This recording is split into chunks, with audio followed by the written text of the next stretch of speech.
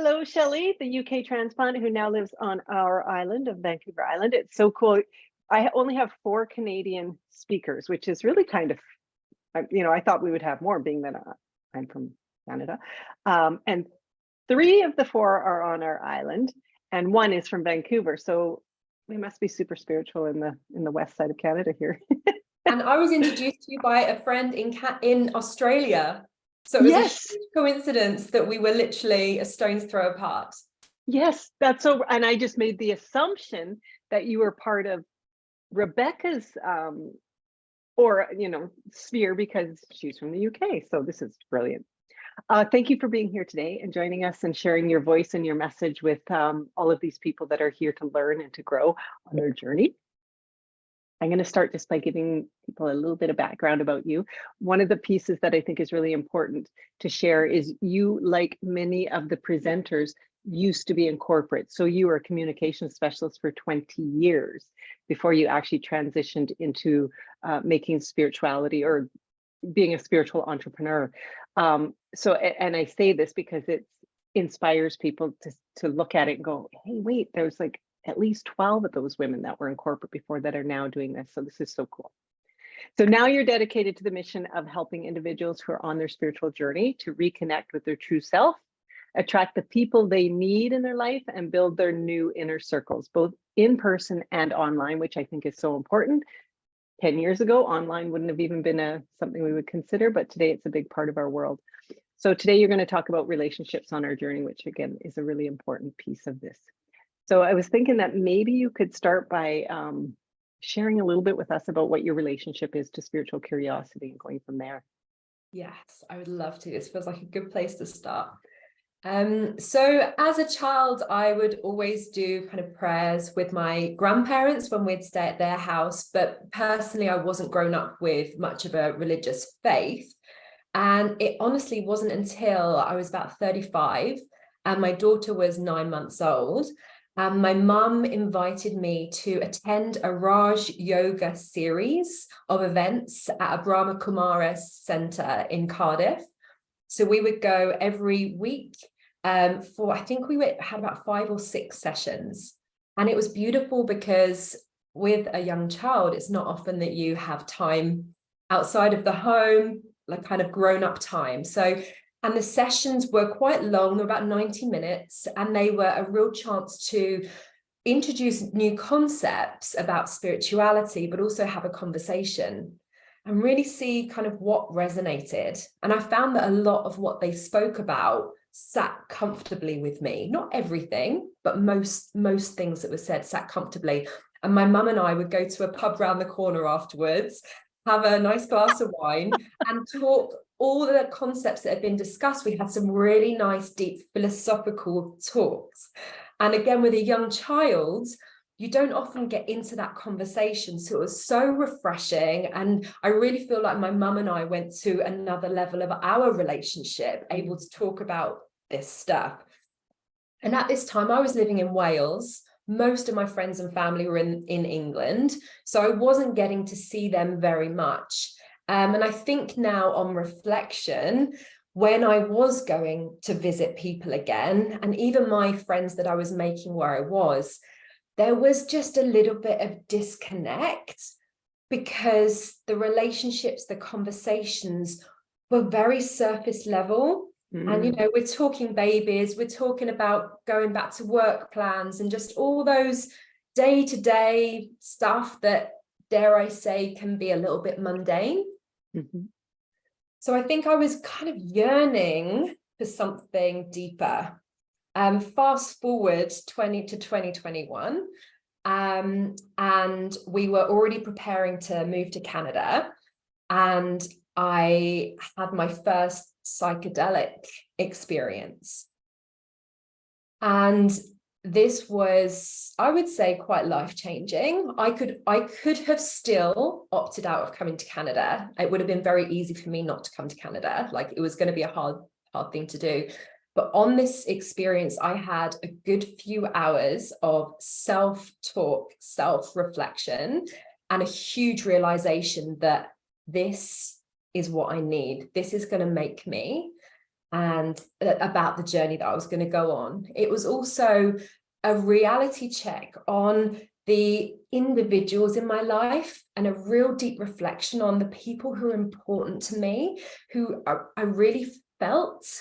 And I think some of that kind of surface level conversation that I was talking about with old friends, with new mum friends, it's just kind of, you don't feel enough. And I think I was yearning for that feeling of having deeper conversations. So in this first kind of psychedelic experience that I had, I was really feeling, I mean, tears were falling. It was, the next day would be one of the last times that I saw my grandfather, who was one of the people in my life who's like my people. Like he, such a deep relationship. And I know I went there the next day and there were a lot of tears. He wasn't sick at all, but we both knew that that would be one of the last times because I was moving to Canada. So I do think that experience kind of introduced a new level of learning for me in terms of this spiritual curiosity. We came to Canada. It was not an easy transition. I won't delve into that too much, but I came here and started a master's program. And one of my first programs was, it was a leadership module at Royal Roads. And I had no idea that it would be very spiritual. Huh.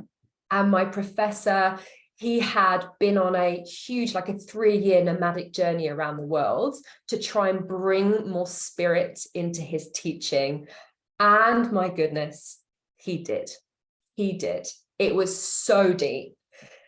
All of us were surprised at the, at where it took us, but it led us all to really think about the pivotal moments in our life that have shaped our worldviews. And he even introduced his guru, who lives in the Himalayas. She's Canadian, actually. Her name's Hidayah. She lives in the Himalayas. So every week he would record a 2-hour video with her. And they'd be delving into a leadership principle, but very, very deep and spiritual. So it was so new and so enlightening and just really awoke my curiosity. Wow.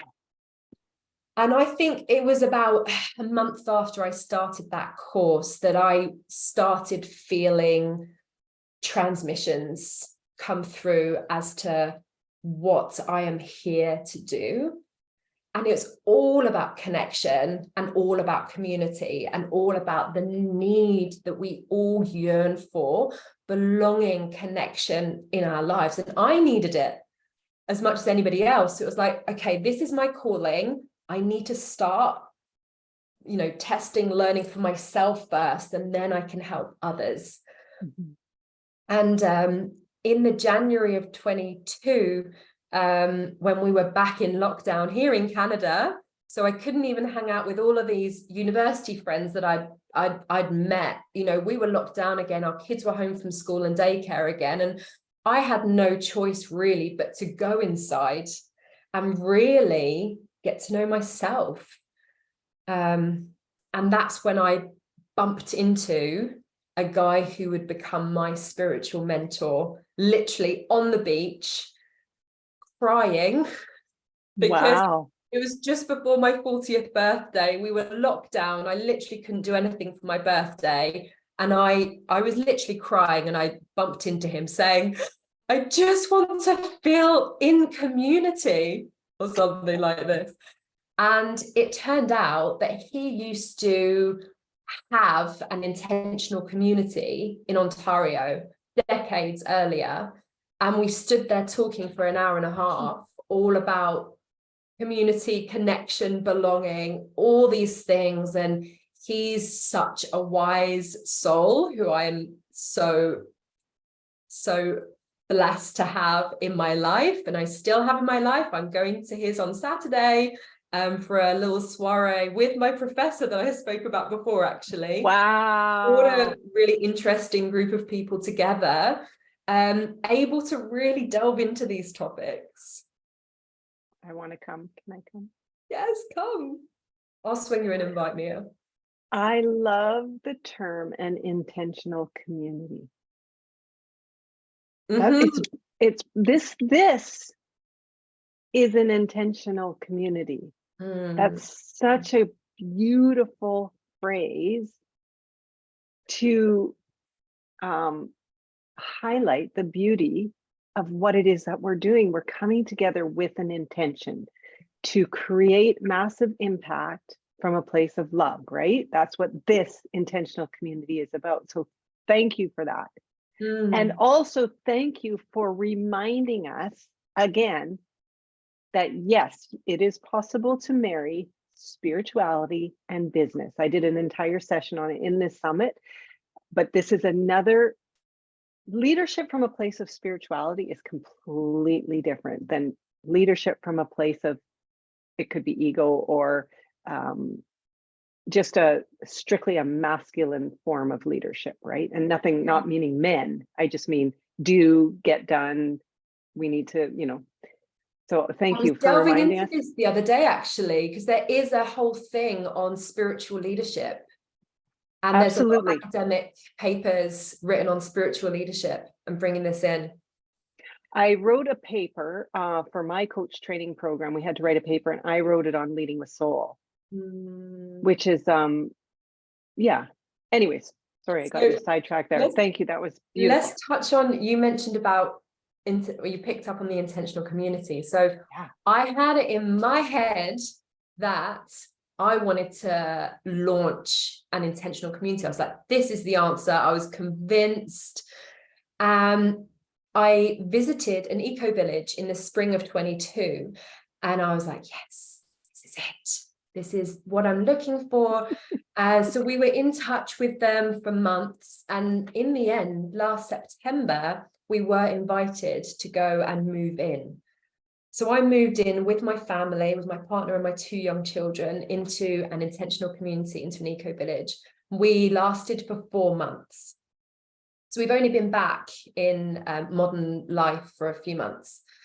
My perspective has changed dramatically on that. So whilst we have this, and I did definitely have a thing after being there for 6 weeks or so that, I don't feel lonely anymore.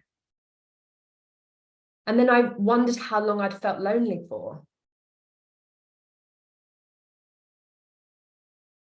But ultimately, it wasn't a community with intention, because we didn't necessarily choose who we were with. And that meant that the conversations that we were having wasn't necessarily the conversations that we wanted to be having. And I really felt like I was on this journey of creating this program, yet the narrative that was kind of in the community was it was very environmental. And I really care about the environment, but my purpose, my mission is more about the social sustainability than environmental sustainability. So whilst it's all important for me, for my mission, I needed my headspace to be sitting in the social sustainability.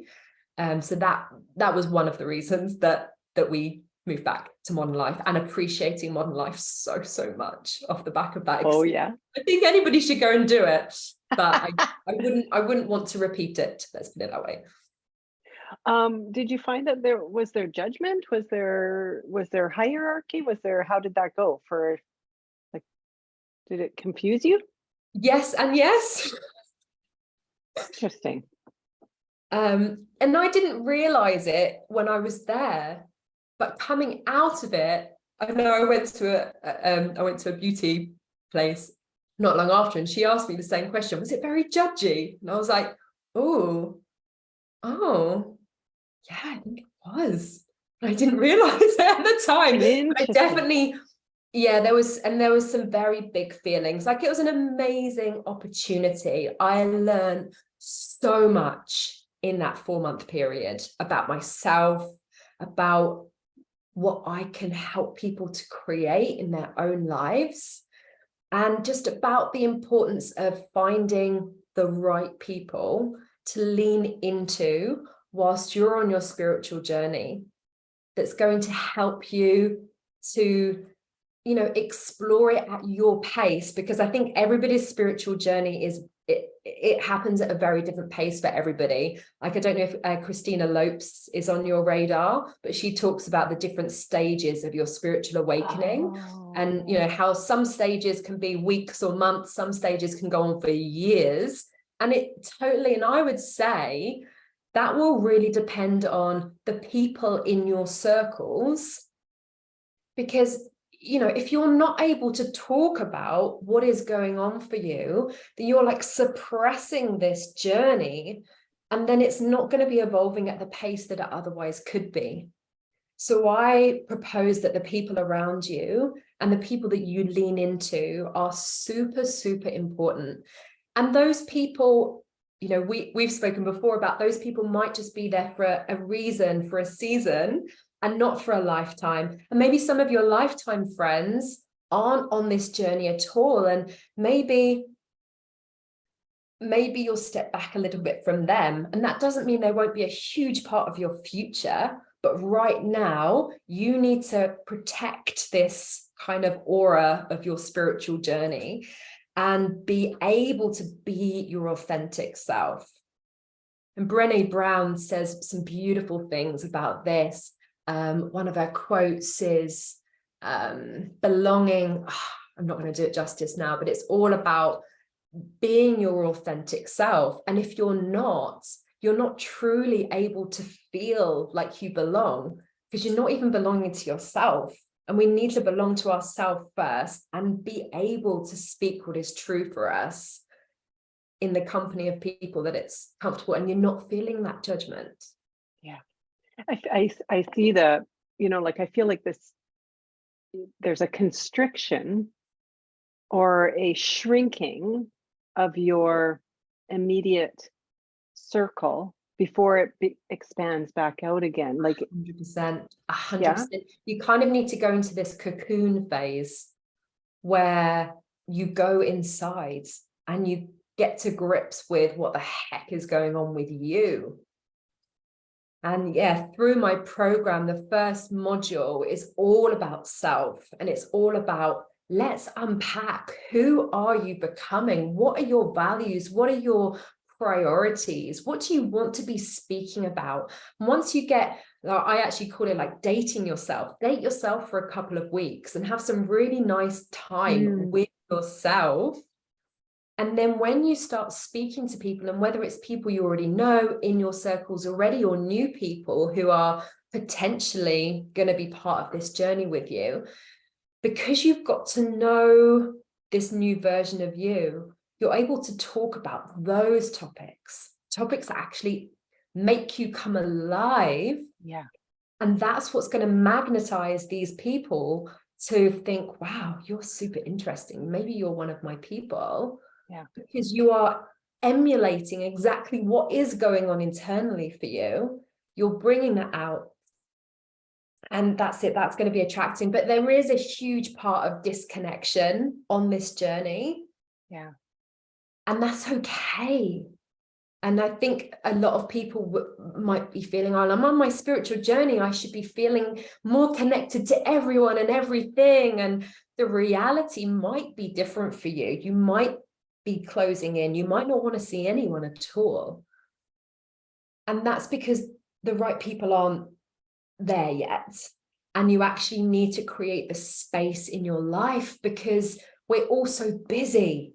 Actually, if you continue with your normal routine, there is no space for new people. There's no space to explore this. So protecting, so that kind of feeling of disconnection could be your soul self protecting you to open up those spaces to then be able to invite the right people, the right experiences into your life. And I've talked about this a little bit with a couple of the other presenters around, sometimes the family piece is the most challenging on your spiritual journey, especially if they're not anywhere on their journey yet. They can, they can see, she's got a screw loose or she's joined a cult or whatever it happens to be. And it's hard because you don't want to let your family go. And so there's a bit of a challenge there in terms of, how do I stay connected and keep my family in my world? in alignment with the journey that I'm on? Such a good question. And we had challenges moving into the eco village. Like, some of our family members were not very happy about it. You know, we've got young children and they're wanting to protect. So that was a very big challenge. And I'm living away from my family right now. So in some ways, I think that helps. And I've spoken to a lot of clients are expats. A lot of people go on their journey, and that's when their spiritual journey begins, because they are outside of their comfort zone and maybe they feel like they're allowed to. So like for me, you know, it was bubbling for probably 5 years before it really started to come to life, in a space where I was allowed, I was kind of liberated. I didn't have the judgment. I didn't have a normal routine of people that I saw. It was like a fresh slate. So last summer I did go back to the UK, and I'm about to go back to the UK again in a couple of weeks. So I guess I'm going to be delving into this. This is going to be the first time that I'm probably going to be speaking openly to people more about this. So, well, but it did sound like from what you shared at the beginning, you have a spiritual connection with your mom. We do, but from a distance, I wouldn't say that we are having those conversations. And I love it when we do. I think time zone plays a big part in that. So I'm really looking forward to having some quality time with her whilst I'm back I'll be staying with her for a couple of weeks. So I'm really excited to be delving into all of this, and I'm blessed that she is definitely open to all of this. But essentially my circles that have been nurturing this have been people here in Victoria, and some really pivotal people around the world who I kind of went on this 18-month exploration of bringing groups together, and one-to-one and groups, and then really feeling into who is meant to be on this journey with me right now. So, and that's it. That started as quite a small circle. It's now expanded a bit, but I've got in-person and online people around the world. And some of them I've known for 20 years, but had barely had kind of live interactions with until I started going on this journey. So it's been amazing to really see who's come forward and who is meant to be part of I call it my communiverse, which is I love it. My hybrid intentional community. My communiverse. That's a good one. I find it really interesting when you connect with someone that you've just recently met and you feel an instant connection, so you're an energetic match. But the conversation is fairly superficial until one person says something, whatever, like, oh, that's energy or whatever it happens to, and the person goes, oh, you speak that language? And it's like, yeah, do you speak that language? Oh, yeah, do you want to talk about that? And then you realize sometimes we're just operating from this default of, I'm just going to test, like, is this a superficial conversation type person? Or no, I shouldn't say superficial, but I'm going to use the word mundane, like you used. You know, are we talking about the color of lipstick here, or are we talking about, you know, the quantum field or whatever it happens to be? Yes, and dropping those words are really, really important. And you can see if someone lights up. Absolutely, yeah. And then things open up. Yeah, and then you feel, and then next thing you know, an hour and a half has gone by. It's like, holy cow, this is what I'm craving, right? I think that's what really at the end of the session, that is really what you're talking about. Is I think a lot of us are craving those deep connected conversations that matter. And a lot of those could happen with people already in your orbit. So we've all got so many contacts on LinkedIn, on Facebook, on all of our channels, right? We've met a lot of people, but do we know which of those people we could go deeper with? We really don't know that much about the people in our circles. So the idea of actually intentionally bringing different groups together and having coffee chats with people, like when I worked in corporate, I worked in corporate during the pandemic, and I would be encouraging people to have have informal coffee chats with colleagues. But now I'm not in corporate, like, why would I not be continuing that with people in my network? So, and through that, dropping those little words in and seeing, could they be a person that, and the conversations that I've been having are amazing. And like, not everybody, some of them are superficial, and that's okay. That's okay too. Yeah. You've got to take the risk to test, to really find the people that are meant to be in your life right now. And the live interaction is a huge message that I really want people to think about. So we're not just passively consuming content, but we are having live, even if it's just a 20-minute coffee chat with people, because it's those live interactions where you really see if there is a connection for you, whether that's in person or online. It just popped into my mind about all the friendships that we have. Like on Facebook, I have 4,000 friends. That's a big party. But do I really? I don't know, 3,000 of them or 3,500 of them. So that's a great point, is do we really know them? And who's available to us right now that is craving the same thing? We don't know unless we reach out, right? Do you have a community that you've created? I've got different pockets of communities all over the world and digitally. So and I don't want them to be too big. And they're evolving as well. So we have kind of gamify it. So in my different communities, like for some of them, you can be in for up to 22 weeks.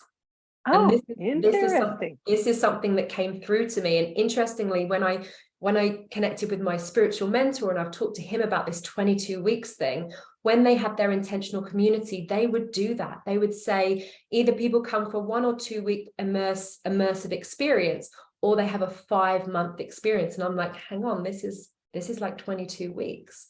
So they stay in, and we have these amazing discussions over, bi-weekly. And then by the end of it, they're ready to hold space for their own groups. I love it. I just wanted to mention, just as we're closing up here, when we first chatted, I went to visit your website, which is Ceridwen Coaching Limited at Gmail. Oh, so that's your email, but it's Ceridwen Coaching, right? Yes, .ltd. .ltd. Oh, .ltd. And you had a fabulous little short video on your landing page, which was basically about hybrid communities, creating hybrid communities. So if this is resonating with anybody who's like, I want to do that, I want to create my own community, I'd recommend that they go to your website and watch that little video. Thank you. Yeah. And how can people find you? So my website, ceridwencoaching.ltd, or my LinkedIn, I'm Shelley Ceridwen, and you can find me there. I have a few programs available. I have a 90-day program and a 1-day VIP day with me, where we kind of go through all this stuff. So at the end of that day, you are ready to create your hybrid community. Oh, I think it's fabulous. I think it's brilliant. And this is what it's about. We talked very briefly before we started this. This is like the crack in the windshield, right? And the summit is like the rock that hits the windshield, and then all these voices get heard. And then what everybody does with this information turns around and takes it out into their world. Maybe it's a hybrid community, whatever it happens to be. That's the impact that we're working towards. So thank you so much for having me, Mia.